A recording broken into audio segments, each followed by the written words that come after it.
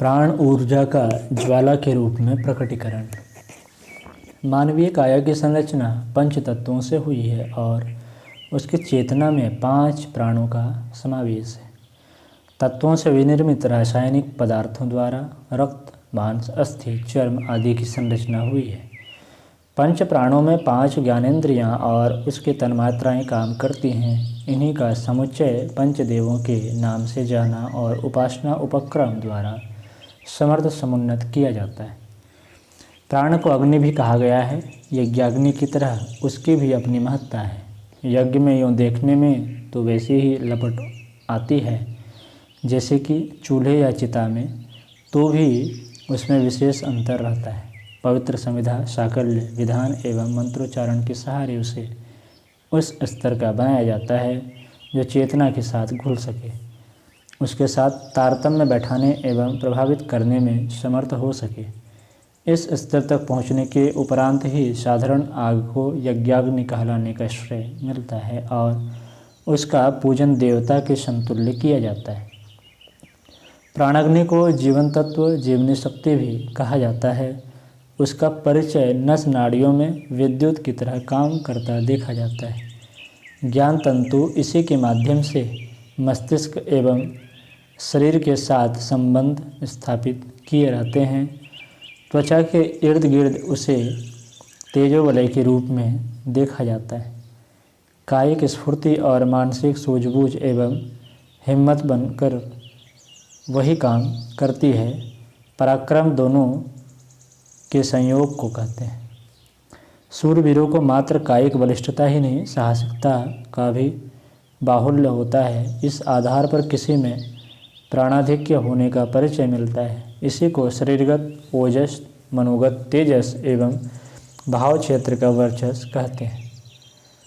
तपश्चर्या में मनोनिग्रह और इंद्रिय संयम का काय कष्ट तो होता है, किंतु साथ साथ तपस का उत्पादन भी होता है, जिसे ब्रह्म तेज या ब्रह्मवर्चस्व कहते हैं। ये सब प्राणाग्नि के ही विभिन्न स्वरूप या भेद उपभेद हैं। यह ऊर्जा शरीर और मन क्षेत्र में तो काम करती रहती है, किंतु चर्म चक्षुओं से दृष्टिगोचर नहीं होती। संवेदनशील यंत्र उपकरणों के माध्यम से इसे जांचा तो जा सकता है, पर आँखों से बल्ब की तरह जलता हुआ नहीं देखा जा सकता। प्राण विद्युत की चर्चा शक्तिपात से लेकर मेस्मरिज्म, हिप्नोटिज्म आदि के रूप में होती रहती है। इतने पर भी उसे चूल्हे में जलने वाली आग की तरह प्रकट होते नहीं देखा जाता है। कई बार इसके अपवाद भी होते हैं। यह प्राणाग्नि कभी कभी अनायास भी प्रकट होती देखी गई है। उससे वह शरीर जलने लगता है जिसमें से वह प्रकट होती है। कई बार तो वह समीपवर्ती वस्तुओं को भी जला देती है, किंतु कई बार ऐसा भी देखने में आया है कि जिस शरीर में आग प्रकट हुई मात्र वही जला और पहने हुए कपड़े तथा सटे हुए सामान तक को कोई क्षति न पहुंची। इस प्रकार के विकिरणों में कुछ पंजीकृत उल्लेख इस प्रकार है। सेसना, इटली की काउंटेस डी बैंडी नामक 62 वर्षीय महिला 4 अप्रैल 1731 को अपने कमरे में मृतक पाई गई। शाम को वह अपनी नौकरानी से देर रात्रि तक वार्तालाप करती रही और प्रार्थना करके सो गई।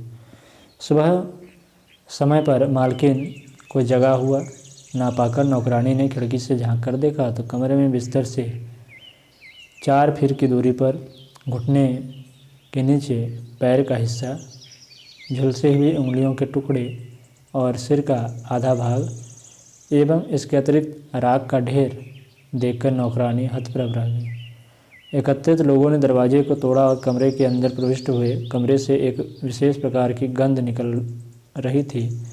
राख को हाथ से छूने पर चिकनी, बदबूदार एवं नम प्रतीत हुई।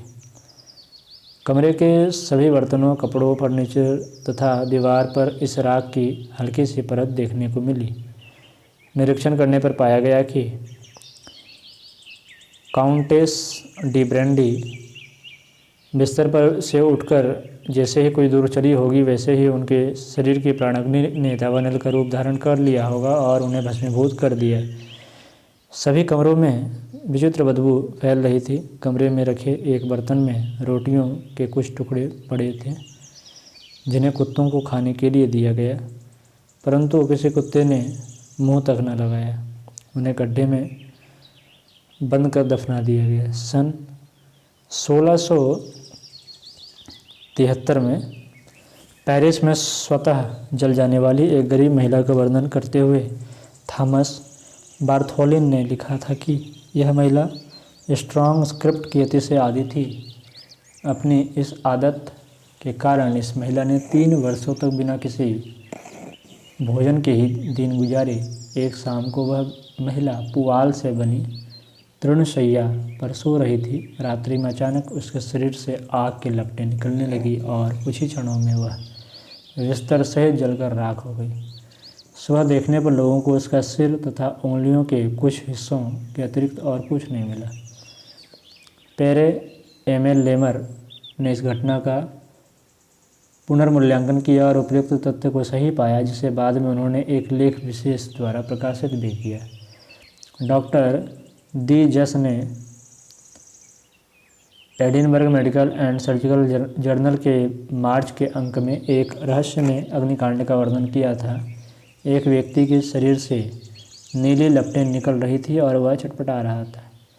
शरीर पर पहने कपड़े जल रहे थे। समीप खड़े छोटे भाई ने सहायता करनी चाहिए, परंतु उसके भी हाथ झुलस गए। यह आग कई घंटों तक लगातार निकलती रही और हाथों तक फैल गई। जब उस व्यक्ति को घंटों पानी में डुबो कर रखा गया, तब कहीं जाकर अग्नि शांत हुई। घाव शीघ्र भर गए। फिर कभी इस घटना की पुनरावृत्ति नहीं हुई। सुप्रसिद्ध लेखक चार्ल्स फॉर्ड ने अपनी पुस्तक the complete book of Charles में एक ऐसी महिला का वर्णन किया है जो अपने ही शरीर स्थित अग्नि से कई बार ग्रस्त हो चुकी थी। लंदन निवासी जॉन राइट की मां को 5 जनवरी 1820 को अस्पताल में भर्ती होना पड़ा। उनका शरीर कई स्थानों पर शरीर से निकली ज्वाला से झुलस गया था। 7 जुलाई को श्री राइट अपने रसोई घर में नौकरानी लड़की से बात कर रहे थे, तभी एकाएक राइट की मां के कपड़े जलने लगी। लड़की उड़कर बाहर चली गई और अग्निकांड समाप्त हो गया। 12 जनवरी को फिर से उपयुक्त घटना घटित हुई। उस समय भी वही लड़की उपस्थित थी। राइट ने अपनी मां की देखभाल के लिए अपनी बहन को बुला लिया। एक दिन उनकी बहन रसोई घर में उसी नौकरानी लड़की के समीप बैठी थी कि एकाएक उसके कपड़ों में भी आग लग गई और वह भयंकर रूप से जल गई। यह घटनाक्रम कई बार घटित हुआ, अतः नौकरानी लड़की को अपराधी ठहराकर उसे पुलिस के हवाले कर दिया गया। जांच करने पर मजिस्ट्रेट ने पाया कि उस लड़की का प्रत्यक्षतः कोई अपराध नहीं था। यह एक ऐसी सुपरनेचुरल प्रक्रिया थी जिसका उत्तर किसी के पास नहीं था, कानून के पास भी नहीं। ऐसे में किस दंड विधान के अंतर्गत उसे दंड दिया जाता? अंत तक मामला अनुत्तरित ही रहा। ये सभी घटनाएं जनश्रुतियाँ नहीं हैं। इनका उल्लेख सरकारी कागजातों और विज्ञान क्षेत्र के विशेषज्ञों द्वारा किए गए पर्यवेक्षणों में है। ऐसी घटनाओं में यह आशंका रहती है कि किन्हीं अनाड़ियों द्वारा किए गए कुकृत्यों पर पर्दा डालने के लिए उन्हें अविज्ञात कारणों से घटित हुई घटना कहा जाए, किंतु उपयुक्त परिलक्षित अभिलेखों में ऐसी बात प्रतीत नहीं हुई, क्योंकि जो लोग जले उनमें से कोई ऐसा नहीं था जिसकी किसी से शत्रुता रही हो अथवा धन के लिए इस प्रकार का कुकृत्य किया हो। ऐसी स्थिति में इस अग्नि प्राकट्य को मानवीय प्राण ऊर्जा का आकस्मिक उभार ही कहा जा सकता है।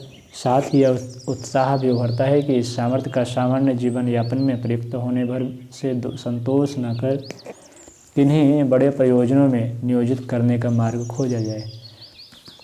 इस वीडियो में इतना ही।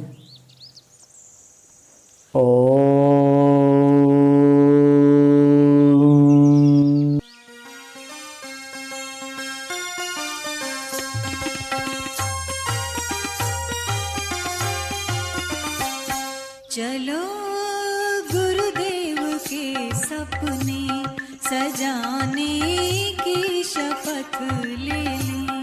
चलो गुरुदेव के सपने सजाने